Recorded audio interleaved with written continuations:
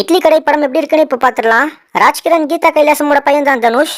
ராஜ்கிரண் ஒரு இட்லி கடையை வச்சு அந்த வேலையை லவ் பண்ணி செஞ்சுட்டு இருக்காரு.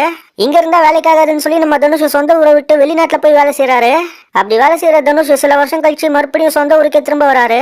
தனுஷ் ஏன் திரும்ப வந்தாரு, வந்ததுக்கு அடுத்து தனுஷ் என்ன செஞ்சாரு, இதுதான் இந்த படத்தோட ஆன்லைன் ஸ்டோரி. எனக்கு இந்த படம் ரொம்ப பிடிச்சது. இந்த படத்தோட ஃபர்ஸ்ட் ஹாஃப் செமையா இருக்கும். ஃபர்ஸ்ட் ஹாஃப்ல வந்து எமோஷனல் சீக்வன்ஸ் எல்லாமே சூப்பரா கனெக்ட் ஆச்சு. கீதா கைலாசம் தனுஷை கூப்பிட்டு அவங்க இட்லி கடைக்கு போவாங்க. அப்ப அவங்களோட பிளாஷ்பேக்கும் இப்ப இட்லி கடையில நடக்கிறதும் மாறி மாறி வரும்.